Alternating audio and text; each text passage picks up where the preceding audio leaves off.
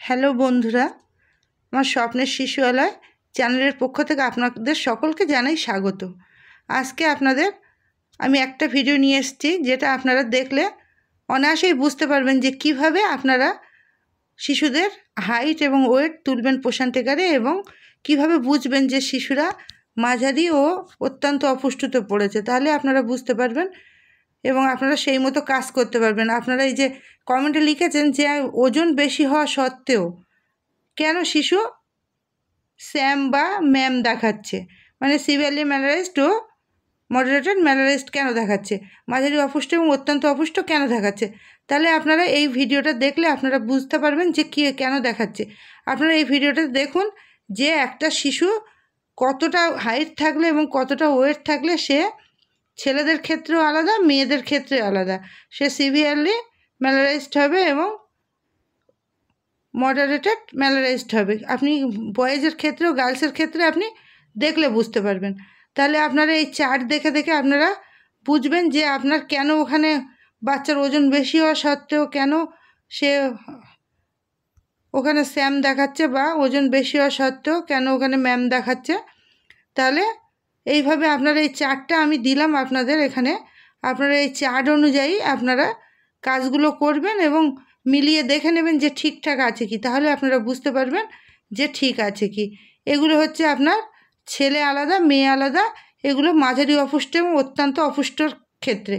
তাছাড়াও আমি আপনাদের 0 থেকে 5 বছরের শিশুর কতটা ওজন থাকা দরকার, কতটা হাইট থাকা দরকার, সেই চার্টটাও আমি আপনাদের এখানে দেখে বলে দিচ্ছি। আগে আমি ওটা নিয়েও ভিডিও করেছি, কিন্তু আমি তবু আরেকবার আপনাদের, যেহেতু আপনারা কমেন্টে বারবার লিখছেন এই ভুলগুলো হচ্ছে, যার জন্য আমি আবার এই ভিডিওটা বানিয়ে দিলাম। আপনারা এটা ভালো করে খেয়াল করে দেখুন, তারপরে আপনি সেইভাবে লিখবেন। এখানে নিশ্চিত চার্টে আপনি পরিষ্কার বুঝতে পারছেন যে কতটা হাইট থাকলে, কতটা ওয়েট থাকলে নর্মাল এবং মাঝারি এবং অত্যন্ত অপুষ্ট শিশু হবে।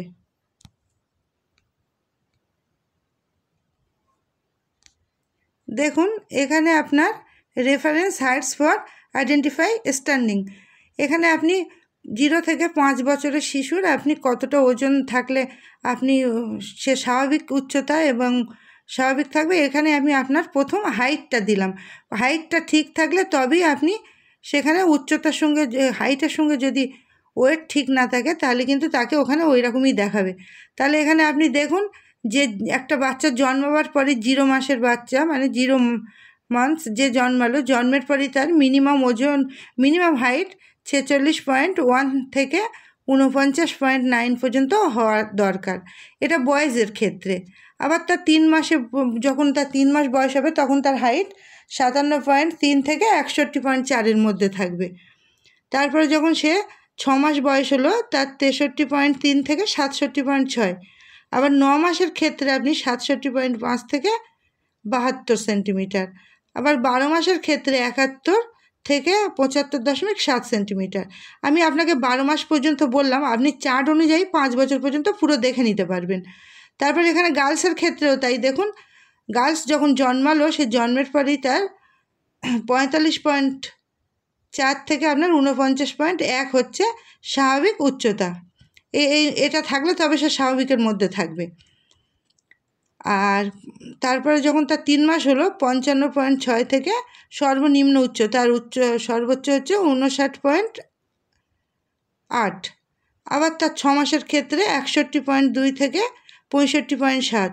আবার 9 মাসের ক্ষেত্রে 65.3 থেকে 70.1। আবার 12 মাসের ক্ষেত্রে 68.9 থেকে 74 সেন্টিমিটার।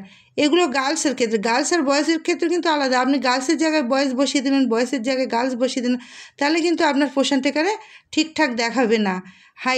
হাইটটা আপনি সবসময় ঠিক করার চেষ্টা করবেন, এবং তার সঙ্গে ওয়েটটা তো আপনি করছেন, সেটা গ্রোথ চার্টে ফেলে দেখার পরেও তবে আপনি পোষণ টেকারে তুলবেন, তাহলে তবে আপনার সব ঠিকঠাক হবে। তাহলে হাইটটা আপনি পুরো দেখে নিন, পুরো চার্টে দেখে নিন।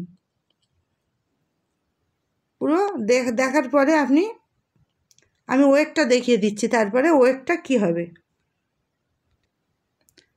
এবার দেখুন ওয়েটের ক্ষেত্রে হচ্ছে reference waits for identify under wait, মানে আপনার সর্বনিম্ন থেকে সর্বোচ্চ কতটা ওজন থাকা দরকার একটা বাচ্চার বয়স অনুযায়ী। আপনার 0 মাসের বাচ্চা যে জন্মালো তার সর্বনিম্ন হাইট হতে হবে, ওয়েট হতে হবে 2.5 মানে 2.5 কেজি। তারপরে সর্বোচ্চ হচ্ছে 3.3 মানে 3 কেজি 300 গ্রাম। আবার 3 মাস বয়স হলে বাচ্চার 5 কেজি, আর সর্বনিম্ন আর সর্বোচ্চ হচ্ছে 6.4। আবার 6 মাস হলে 6.4 আর সর্বোচ্চ হচ্ছে 7.9 এত কেজি। তারপরে 12 মাসের আপনার 9 মাসের ক্ষেত্রে 7.1 সর্বনিম্ন এবং সর্বোচ্চ হচ্ছে 8.9। আবার 12 মাসের ক্ষেত্রে আপনার 7.7 সর্বনিম্ন ওজন এবং সর্বোচ্চ ওজন হচ্ছে 9.6। আবার আপনি দেখুন গার্লসের ক্ষেত্রে আপনার সর্বনিম্ন ওজন হচ্ছে 2.4 এবং 0 মাসের বাচ্চা সর্বনিম্ন হচ্ছে 2.4 এবং সর্বোচ্চ হচ্ছে 3.2। আবার 3 মাসের বাচ্চার ক্ষেত্রে আপনি দেখুন 4.5 মানে 4.5 কেজি হচ্ছে সর্বনিম্ন এবং সর্বোচ্চ হচ্ছে 5.8 5 কেজি 800 গ্রাম। 6 মাসের শিশুর ক্ষেত্রেও তাই 5.7 এবং সর্বনিম্ন এবং সর্বোচ্চ হচ্ছে 7.3। আবার 9 মাসের ক্ষেত্রে দেখুন 6.5 মানে 6.5 কেজি সর্বনিম্ন ওজন এবং সর্বোচ্চ ওজন হচ্ছে 8.2 মানে 8 কেজি 200 গ্রাম সর্বোচ্চ ওজন। আবার 12 মাসের শিশুর ক্ষেত্রে দেখুন সর্বনিম্ন ওজন হচ্ছে 7 কেজি আর সর্বোচ্চ ওজন হচ্ছে 8.9 মানে 8 কেজি 200 গ্রাম। তাহলে আমি 12 মাস পর্যন্ত আপনাদের বুঝিয়ে দিলাম। 15 মাসের শিশু ও ছেলেদের ক্ষেত্রে আপনার সর্বনিম্ন ওজন হচ্ছে 8.3 এবং সর্বোচ্চ হচ্ছে 10.3 আর মেয়েদের ক্ষেত্রে হচ্ছে 7.6 সর্বনিম্ন আর সর্বোচ্চ হচ্ছে 9.6।